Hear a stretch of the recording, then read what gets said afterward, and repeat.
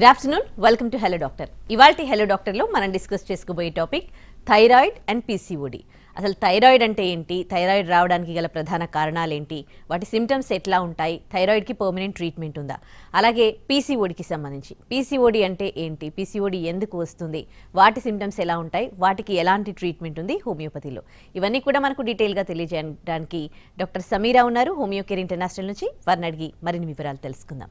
Hello doctor, welcome to our studio. So first మనం thyroid గురించి discuss చేద్దాం. అసలు థైరాయిడ్ అనేది చాలా చాలా కామన్ అయిపోయింది. ఎవరిని అడిగినా 10 మందిలో ఒక 4-5 మెంబర్స్ అయితే థైరాయిడ్ అని అంటున్నారు. ఎందుకు అంత కామన్ అయిపోయింది థైరాయిడ్ రావడానికి ప్రధాన కారణాలు ఏంటి? Okay, generally thyroid is an endocrine organ అని మనం చెప్పుకోవచ్చు. సో థైరాయిడ్ గ్లాండ్ అనేది మన బాడీలో కొన్ని వైటల్ ఫంక్షన్స్లో వన్ ఆఫ్ ది ఫంక్షన్కి హెల్ప్ అవుతుందన్నమాట. సో థైరాయిడ్ హార్మోన్ అనేది T3, T4 అనే హార్మోన్స్ని రిలీజ్ చేస్తుంది థైరాయిడ్ గ్లాండ్ అనేది. ఈ T3, T4 హార్మోన్స్ ఏవైతే ఉన్నాయో మన బాడీలో కొన్ని రిప్రొడక్టివ్ సిస్టమ్ కానీ, కార్డియాక్ సిస్టమ్ కానీ, వీటిలో మస్కులర్ సిస్టమ్ కానీ వీటి ఆధీనంలో ఉంటుందన్నమాట. సో ఏదైనా బాడీలో ఫ్లక్చువేషన్స్ వచ్చినా, లేకపోతే అయోడిన్ డెఫిషియన్సీస్ వల్ల కానీ, పాస్ట్ హిస్టరీలో ఏదైనా సర్జరీ వల్ల కానీ థైరాయిడ్ గ్లాండ్ ఎప్పుడైతే ఎఫెక్ట్ అవుతుందో దానివల్ల రిలీజ్ అయ్యే హార్మోన్స్ కూడా ఎఫెక్ట్ అయ్యి ఫ్లక్చువేట్ అవ్వడం జరుగుతుంది. ఈ ఫ్లక్చువేషన్లో ఎప్పుడైతే T3, T4 అని తగ్గడం కానీ, TSH అనేది ఎప్పుడైనా పెరగడం కానీ జరిగినప్పుడు దాన్ని హైపోథైరాయిడిజం కిందకి మనం కన్సిడర్ చేస్తూ ఉంటాం అనమాట. Hypothyroidism and hyper thyroidism 2 types of thyroid అని మనం కన్సిడర్ చేస్తాం. హైపోథైరాయిడిజంలో ఏంటంటే under functioning of the hormone ఉంటుందన్నమాట. ఎప్పుడైతే T3, T4 అనేది పెరగడం అండ్ TSH అనేది తగ్గడం జరుగుతుందో దాన్ని మనం హైపర్ థైరాయిడిజం కింద కన్సిడర్ చేస్తూ ఉంటాం. హైపర్ థైరాయిడిజంలో ఏంటంటే excessive function of the hormone జరుగుతుంది. సో థైరాయిడ్ ఈ కాలంలోనే ఎందుకు ఎక్కువ చూస్తున్నామంటే ఈ సెడెంటరీ లైఫ్ స్టైల్ వల్ల కానీ, లైఫ్ స్టైల్ చేంజెస్ వల్ల కానీ జనరల్గా ఫీమేల్స్లో ఎక్కువగా చూస్తుంటాం. ఫీమేల్స్లో ఏంటంటే ఆఫ్టర్ 35+ కొన్ని హార్మోనల్ ఇంబ్యాలెన్సెస్ వల్ల థైరాయిడ్ రావడం జరుగుతుంది. కొంతమందికి డ్యూరింగ్ ప్రెగ్నెన్సీ రావడం జరుగుతుంది. బట్ ఈ జనరేషన్లో చిన్న పిల్లల్లో కూడా మనం చూస్తున్నాం. చిన్న పిల్లల్లో ఎప్పుడైతే థైరాయిడ్ ఎఫెక్ట్ అవుతుందో వాళ్ళ హైట్ పెరగకపోవడం కానీ, వెయిట్ ఒబెస్ ఉండడం కానీ, దీనివల్ల ఏంటంటే వాళ్ళ ఎదుగుదల అనేది తగ్గిపోతూ ఉంటుంది. 2 టైప్స్ ఆఫ్ థైరాయిడ్లో సిమ్టమ్స్ అనేవి సిమిలర్గా ఖచ్చితంగా ఉండవు. హైపోథైరాయిడిజంలో అండ్ హైపర్ థైరాయిడిజంలో కొన్ని రివర్సబుల్ సిమ్టమ్స్ ఉంటాయి అన్నమాట. హైపోథైరాయిడిజంలో ఏంటంటే వెయిట్ గెయిన్ అనేది ఎక్కువగా ఉంటుంది. ఎందుకు వెయిట్ గెయిన్ ఎక్కువగా ఉంటుందంటే under functioning of the hormone అని ముందు మనం చెప్పుకున్నాం. సో మన తిన్న ఫుడ్ ఏదైతే ఉందో అది మెటబాలిజం అవ్వకుండా ఏంటంటే క్యాలరీ బర్న్ అవ్వకుండా ఉంటుంది ఈ under functioning of the hormone వల్ల. క్యాలరీస్ ఎప్పుడైతే బర్న్ అవ్వవో మన వెయిట్ గెయిన్ అనేది పెరుగుతూ పోతూ ఉంటుంది. మనం కొద్దిగా ఫుడ్ తిన్నా వెయిట్ అనేది పెరుగుతూ పోతూ ఉంటారు. అండ్ ది అదర్ సిమ్టమ్ ఏంటంటే hair fall, severe hair fall ఉంటుంది, సడన్ హెయిర్ ఫాల్ అనేది ఉంటుంది, రూట్ నుంచి హెయిర్ ఫాల్ అవుతూ ఉంటుంది. ఇది కొంచెం అబ్నార్మల్గానే మనం కన్సిడర్ చేసుకోవచ్చు. అండ్ హైపోథైరాయిడిజం ఉన్న వాళ్ళకి menstrual irregularities are very common. Menstrual irregularities అంటే మీకు పీరియడ్ టైంకి రాకపోవడం, 25 to 28 డేస్ సైకిల్ ఏదైతే ఉందో అది 2 to 3 మంత్స్కి ఒకసారి పీరియడ్ రావడం జరుగుతూ ఉంటుంది. దీనివల్ల ఇది ఫర్దర్గా లీడ్ అయితే ఇన్ఫర్టిలిటీకి లీడ్ అయ్యే ఛాన్సెస్ కూడా ఖచ్చితంగా ఉంటుంది. అండ్ థైరాయిడ్ ఇష్యూస్ ఉన్న వాళ్ళకి కాన్స్టిపేషన్ కూడా వెరీ కామన్. అంటే మోషన్ డైలీ పాస్ అవ్వకపోవడం, హార్డ్ స్టూల్ ఉండడం మనం చూస్తూ ఉంటాం అనమాట. వీళ్ళు డ్రౌజీనెస్, వీక్నెస్ అనేది ఎక్కువగా చూస్తుంటాం. అంటే నైట్ పడుకున్నా కానీ ప్రాపర్గా మార్నింగ్ లేచిన వెంటనే యాక్టివ్గా అనిపించదు అనమాట. అండ్ ఫుల్ డ్రౌజీగా అండ్ డిజీగా ఉంటారు, ఏ పని చేయలేకపోతూ ఉంటారు. ఇవన్నీ మనం హైపోథైరాయిడిజం కింద కన్సిడర్ చేసుకుంటాం. And hypothyroidism is most commonest type of thyroidism అనమాట. అండ్ ఇంకొకటి ఏంటంటే హైపర్ థైరాయిడిజం. హైపర్ థైరాయిడిజం మనం ఇందాక చెప్పుకున్నాం excessive functioning of the hormone అవుతుందని. Excessive functioning of the hormone అయినప్పుడు ఏంటంటే వెయిట్ అనేది ఫాస్ట్గా రిడక్షన్ అవుతుంది. అంటే వెయిట్ లాస్ అనేది చాలా ర్యాపిడ్గా ఉంటుంది అనమాట. తిన్న ఫుడ్ క్యాలరీస్ అనేవి ఫాస్ట్గా బర్న్ అవుతూ ఉంటాయి, మెటబాలిజం కూడా ప్రాపర్గా ఉంటుంది అండ్ ఎక్సెసివ్గా ఉంటుంది కాబట్టి వెయిట్ లాస్ ఈజీగా అయిపోతూ ఉంటారు. వీళ్ళకి కళ్ళు బయటికి పొడుచుకొచ్చినట్టు కనిపించడం, ఎందుకంటే వెయిట్ లాస్ వల్ల ఏంటంటే ఎమాసియేషన్ ఉంటుంది, చెంపలని లోపలికి వెళ్ళడం, కళ్ళు బయటికి రావడం, దీనివల్ల వీక్నెస్ అనిపిస్తూ ఉంటారు. వీళ్ళల్లో కూడా hair fall is very common. And weakness వల్ల ఏంటంటే కాళ్ళు చేతులు షివర్ అయినట్టు అనిపించడం, పాల్పిటేషన్స్ ఎక్కువగా ఉండడం. పాల్పిటేషన్స్ అంటే మీ హార్ట్ బీట్ ఏదైతే ఉందో అది ర్యాపిడ్గా అంటే ఫాస్ట్గా కొట్టుకోవడం వల్ల వాళ్ళకి హార్ట్ బీట్ వాళ్ళకే వినిపించి యాంగ్జైటీ ఇష్యూస్ వచ్చే ఛాన్సెస్ ఉంటాయి. ఇది ఫోబియా కిందికి కూడా టర్న్ అయ్యే ఛాన్సెస్ ఉంటుంది. ఫోబియాస్ అంటే భయపడడం, చిన్న చిన్న వాటికి భయపడడం, ఏమైపోతుందని భయపడడం జరుగుతూ ఉంటుందన్నమాట. ఇది one of the symptom of hypothyroidism. Hypothyroidism అయినా హైపర్ థైరాయిడిజం అయినా మీరు ప్రాపర్గా మెడికేషన్ వాడినప్పుడే అవి కాంప్లికేట్ అవ్వకుండా ఉంటాయి. ఓకే, ఇందాక చెప్తున్నారు చిన్న పిల్లల్లో కూడా థైరాయిడ్ వస్తూ ఉంది అని. అంటే ఏజ్ నుండి మీరు అబ్జర్వ్ చేస్తూ ఉన్నారు. అండ్ ఈ సిమ్టమ్స్ అంటే హైపో ఉన్న వాళ్ళకి హైపర్ ఉన్న వాళ్ళకి హైపోగా చేంజ్ అయ్యే ఛాన్సెస్ ఉన్నాయా? ఎస్ అండి, కొంతమంది ఏంటంటే డిపెండ్స్ ఆన్ ద డోసేజ్. ఇప్పుడు for example hypothyroidism patient 75 mcg వాడుతున్నాడు మెడిసిన్స్, వీళ్ళు బ్లైండ్గా మెడిసిన్ వాడుతూనే పోతారు. ఎవ్రీ 4 months 5 months టెస్ట్ చేయించుకుంటూ ఉంటారు. సో ఎప్పుడైతే మీరు టెస్ట్ చేయించుకోరో, ఎప్పుడైతే లాంగ్ టర్మ్లో 75 mcg కానీ 100 mcg కానీ వాడుతూ పోతూ ఉంటారో మనకి థైరాయిడ్ ఫ్లక్చువేషన్స్ ఎలా అయ్యాయో మీకు నోట్ అనేది ఉండదు. సో లాంగ్ టర్మ్లో ఎప్పుడైతే రన్ అవుతుందో, in case me thyroid levels normal అయ్యి కూడా మీరు 75 వాడుతున్నారంటే అది లో లెవెల్స్ అనేది తగ్గిపోయి, అంటే TSH లెవెల్స్ అనేది తగ్గిపోయి మళ్ళీ హైపర్ కిండికి చేంజ్ అయ్యే ఛాన్సెస్ ఖచ్చితంగా ఉంటుంది. అండ్ ఇప్పుడు పిల్లల్లో ఎందుకు ఎక్కువగా చూస్తున్నామంటే లైఫ్ స్టైల్ చేంజెస్, ఫ్యామిలీ హిస్టరీలో ఎవరికైనా ఉన్నా కానీ ఇప్పుడు కొంచెం రేర్గా ఉంటుంది, బట్ పిల్లల్లో కూడా చూడడం జరుగుతుంది. పిల్లల్లో మోస్ట్లీ 6-7 years పిల్లల్లో కూడా రావడం జరుగుతుంది. దానివల్ల ఏంటంటే వాళ్ళ ఎదుగుదల తగ్గిపోతుంది. ఒక పాయింట్లో ఏంటంటే వాళ్ళకి ప్యూబర్టీ అనేది రీచ్ అవ్వదు, హైట్ అనేది పెరగరు, పొట్టిగా కనిపిస్తుంటారు, వెయిట్ గెయిన్ ఎక్కువగా ఉంటుంది, ఎప్పుడు డల్గా ఉంటారు, యాక్టివ్గా ఉండడు, మైల్ స్టోన్స్ అనేవి ప్రాపర్గా రీచ్ అవ్వమన్నమాట ఇలాంటి పిల్లలకి. ఓకే, సో ఇప్పుడు చాలామంది టెస్ట్కి వెళ్తూ ఉంటారు, అంటే అప్పటి వరకు రెగ్యులర్గా ఎవ్రీడే మెడిసిన్ వేసుకుంటారు. నెక్స్ట్ డే ఇప్పుడు టెస్ట్ చేయించుకోవాలనుకోండి, టాబ్లెట్ వేసుకొని వెళ్ళాలా, వేసుకోకుండా వెళ్ళాలా? ఓకే, జనరల్గా ఏంటంటే మీరు టాబ్లెట్ వేసుకున్నా వేసుకోకపోయినా, ఫర్ ఎగ్జాంపుల్ ఎవ్రీడే మార్నింగ్ వేసుకుంటున్నారు మెడిసిన్ ఎంటీ స్టమక్లో, so next day without medicine మీరు టెస్ట్ చేయించుకోవాలి.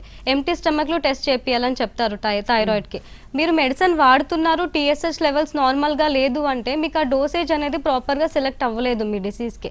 సో ఎవ్రీ 4 months టెస్ట్ చేయించుకొని మీ TSH అట్లీస్ట్ బిలో 5 ఉందా లేదా అని నోట్ చేయించుకొని, ఇన్ కేస్ ఆ డోసేజ్ మీకు సరిపోలేదు అన్నప్పుడు కొంచెం హయ్యర్ డోస్ తీసుకోవడం, లేకపోతే మీకు బిలో 3 ఉంది 1 ఉంది అన్నప్పుడు ఏంటంటే 75 నుంచి 50 చేయడం, డాక్టర్ కన్సల్టేషన్ పట్టే మీరు చేసుకోవాలి. బై మన ఓన్గా మాత్రం ఎవరైతే తగ్గించుకోవడానికి అవకాశం ఉండదండి. ఓకే, వన్స్ థైరాయిడ్ వచ్చింది అని వాళ్ళకి డిక్లేర్ అయినాక డైరెక్ట్ ఈ మెడిసిన్ వాడడం కన్నా హోమియోకి వస్తే ఎలాంటి అడ్వాంటేజెస్ ఉన్నాయి?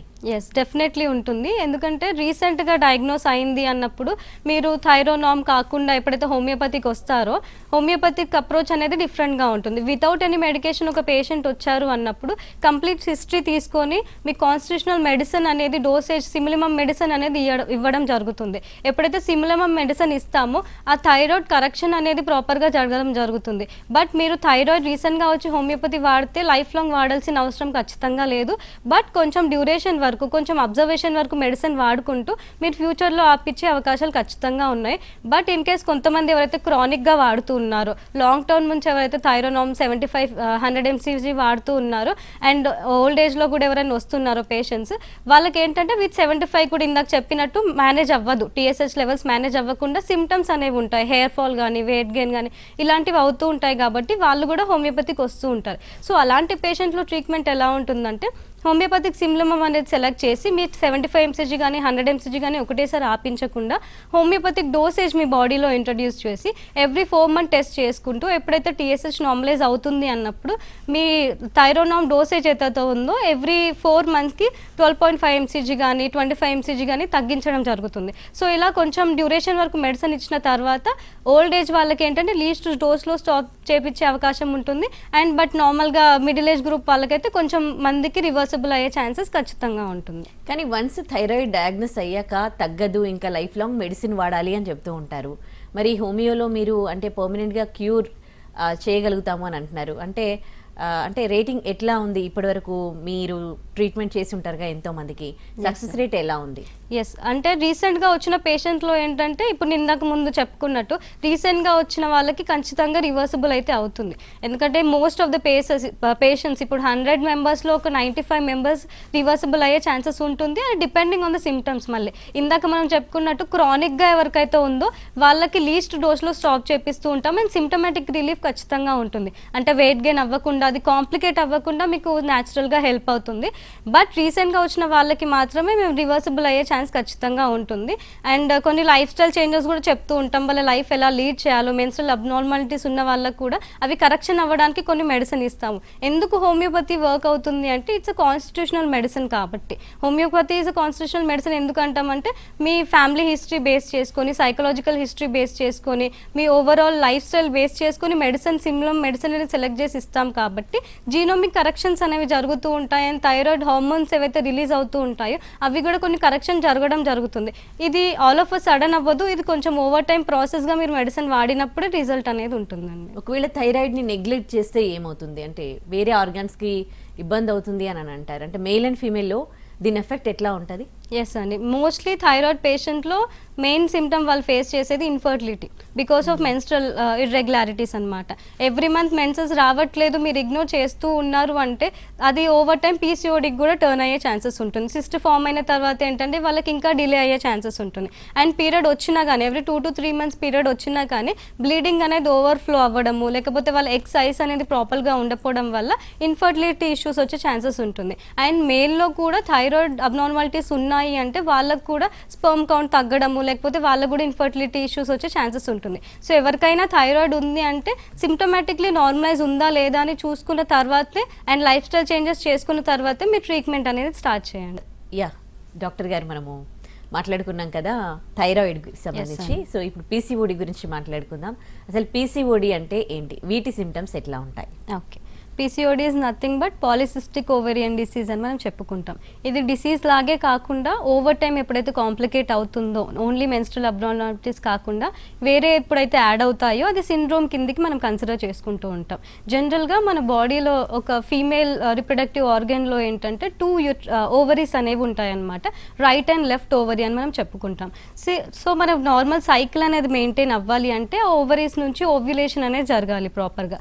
ఈ ఓవ్యులేషన్ ఎలా జరుగుతుందంటే మన హైపోథెలమో పిట్యూటరీ ఓవేరియన్ యాక్సిస్ నుంచి మనకు కొన్ని హార్మోన్స్ రిలీజ్ అవుతాయి. ఎఫ్ఎస్హెచ్ కానీ, ఎల్ఎస్ కానీ, ప్రొజెస్ట్రాన్ కానీ, ఈస్ట్రోజన్ కానీ, ఇవి ఎప్పుడైతే ప్రాపర్ అమౌంట్లో రిలీజ్ అవుతాయో మనకి మెన్స్ట్రేషన్, ఓవ్యులేషన్ అనేది జరుగుతుంది. అండ్ అది ఓవర్ టైం ఎండోమెట్రియల్ షెడ్డింగ్ అనేది జరిగి మనకి పీరియడ్స్ కిందకి బయటకు వస్తూ ఉంటుందన్నమాట. సో ఇది జనరల్గా 25 to 28 days cycle is normal అని మనం కన్సిడర్ చేసుకుంటాం. బట్ 30 to 35 days కొన్ని స్ట్రెస్ ఫ్యాక్టర్స్ వల్ల కూడా నార్మల్ అని కన్సిడర్ చేసుకుంటాం. బట్ పీసీఓడి ఉన్న వాళ్ళకి ఏమవుతుందంటే హార్మోనల్ ఇంబ్యాలెన్సెస్ వల్ల, ఫ్యామిలీ హిస్టరీలో ఏదైనా ప్రాబ్లం ఉన్నా, మెంటల్ స్ట్రెస్ కానీ, లైఫ్ స్టైల్ ఏదైనా ప్రాపర్గా లేకపోవడం వల్ల ఏమవుతుందంటే ఈ హార్మోన్స్ అనేవి అబ్నార్మల్గా ఎక్కువ అవ్వడం, తక్కువ అవ్వడం, అంటే ఫ్లక్చువేట్ అవ్వడం జరుగుతూ ఉంటుంది. ఎఫ్ఎస్హెచ్ ఎప్పుడైతే తగ్గిపోతుందో, మేల్ హార్మోన్ డామినెన్స్ ఎప్పుడైతే ఎక్కువ అవుతుందో ఏమవుతుందంటే ఈ పీరియడ్ సైకిల్ లెంత్ అనేది ఎక్కువ అయిపోతుంది అనమాట. సో 25 days సైకిల్ కాకుండా 2 to 3 months వన్స్ పీరియడ్ రావడం జరుగుతుంది. ఎప్పుడైతే ఈ లెంత్ పెరుగుతుందో, మేల్ హార్మోన్ డామినెన్స్ ఎప్పుడైతే పెరుగుతుందో మీకు ఓవరీస్ చుట్టుపక్కల ఒక చిన్న నీటి బుడగలాగా ఫామ్ అయిపోతుంది, ఒక వాటర్ బబుల్ లాగా ఫామ్ అయిపోతుంది. దీన్ని మనం పీసీఓడి కిందకి కన్సిడర్ చేసుకుంటూ ఉంటాం.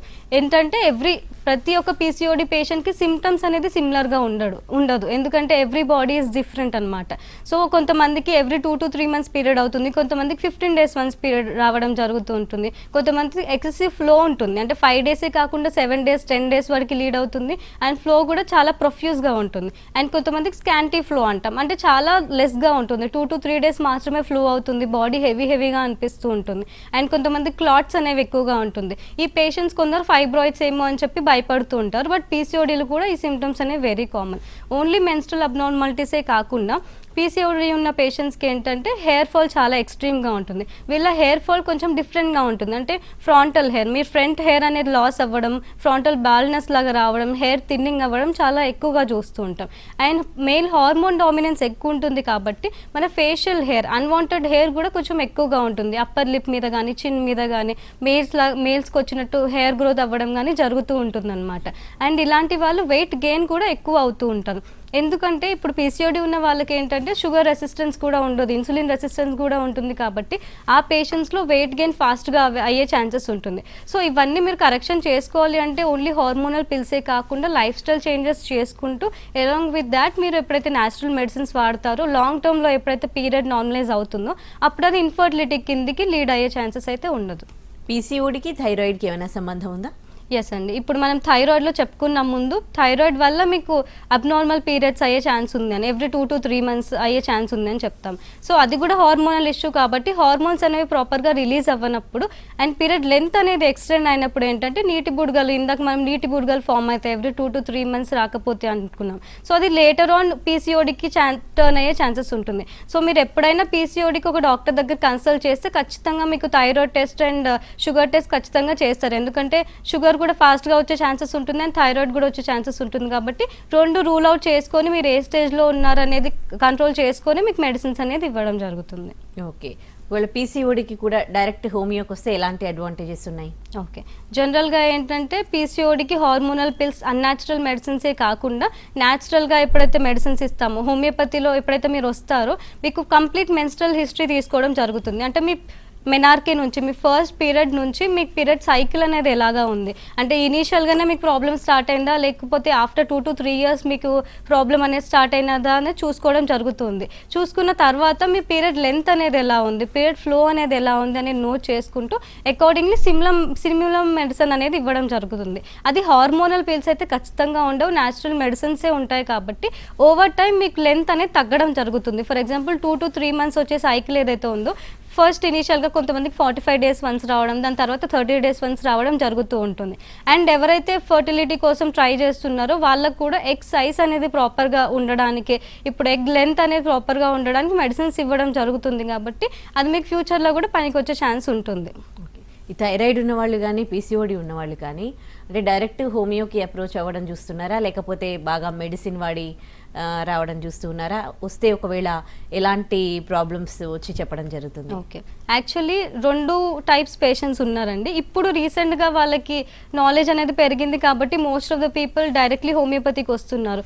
Mainly PCOD and thyroid patients. అది కూడా ఎందుకంటే లైఫ్ స్టైల్ చేంజెస్ చేసుకుంటూ వాళ్ళు న్యాచురల్ మెడిసిన్స్తోనే క్యూర్ చేసుకోవాలి, లైఫ్ లాంగ్ నాకు మెడిసిన్ వద్దు అన్న మైండ్ సెట్లో ఉంటారు. కాబట్టి వాళ్ళు ఫాస్ట్ క్లియరెన్స్ కోసమే చూస్తారు, అంటే లైఫ్ లాంగ్ వద్దు అనే చూస్తారు. సో మోస్ట్లీ పీసీఓడి చిన్న పిల్లలకి లైక్ జనరల్గా అయితే 35 వాళ్ళకి ఎక్కువగా చూస్తాం, 25 వాళ్ళకి ఎక్కువగా చూస్తాం.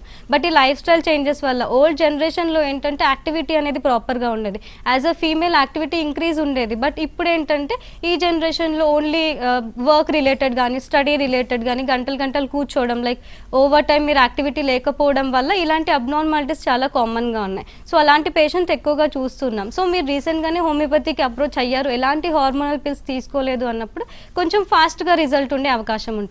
బట్ మీరు ముందు తీసుకున్నారు అన్నప్పుడు కూడా చాలా స్లోగా ఉంటుందని చెప్పాము. బట్ అట్లీస్ట్ మీకు 6 to 8 months పీరియడ్ అనేది రెగ్యులరైజ్ అయింది, వితౌట్ ఎనీ అన్యాచురల్ మెడిసిన్స్ మీకు రెగ్యులరైజ్ అయింది, లెంత్ అనేది మెయింటైన్ అయింది, ఫ్లో అనేది నార్మల్ ఉంది, అండ్ మీ ప్రాపర్ వెయిట్ కూడా మెయింటైన్ అవుతుంది, ఎనీ సైడ్ ఎఫెక్ట్స్ కూడా అవ్వట్లేదు అన్నప్పుడు ఏంటంటే యూఆర్ ఫ్రీ ఫ్రమ్ పీసీఓడి అని మనం చెప్పుకోవచ్చు. దీనికి మీరు అబ్డోమిన్ స్కాన్ చేసుకోవాల్సి వస్తుంది.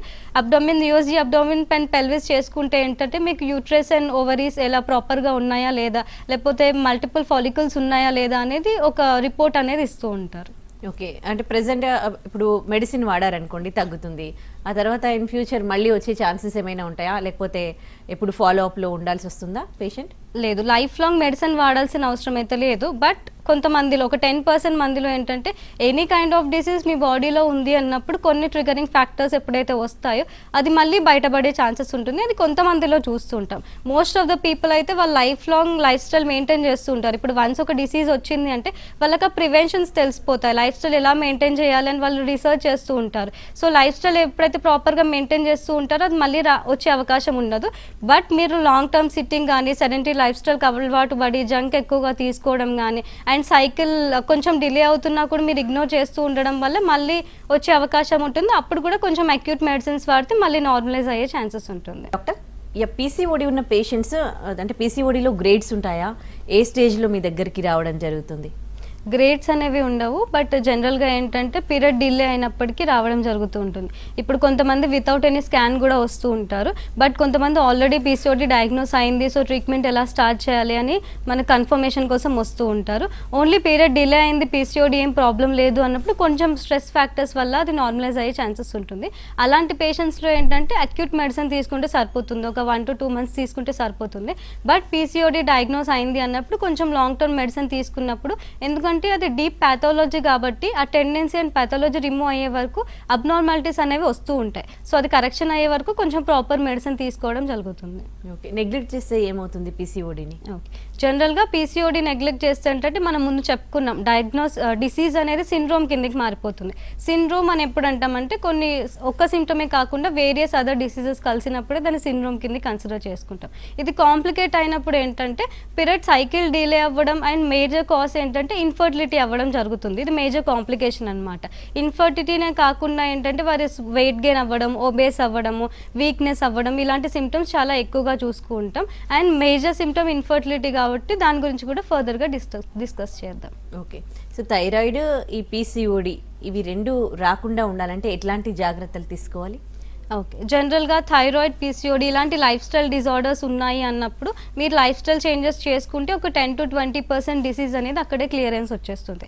సో ఒక యాజ్ అ పర్సన్ హెల్తీగా ఉండాలి అంటే లైఫ్ స్టైల్ అనేది మెయింటైన్ చేయాలి. సో ఎవ్రీడే ప్రాపర్ టైంకి ఫుడ్ ఇంటేక్ తీసుకోవడం అండ్ జంక్ ఫుడ్ అనేది కట్ డౌన్ చేయడం. మెయిన్లీ పీసీఓడి ఉన్న వాళ్ళు ఏంటంటే జంక్ ఫుడ్ అనేది కట్ డౌన్ చేయాలి. ప్యాక్డ్ ఫుడ్ కానీ రిఫైన్డ్ కానీ ఎక్కువగా తీసుకోకుండా ఉండాలి. అండ్ వాటర్ ఇంటేక్ అనేది ఇంక్రీజ్ చేయాలి. అండ్ యోగా, మెడిటేషన్ లాంటివి ఆప్ట్ చేసుకోవాలి.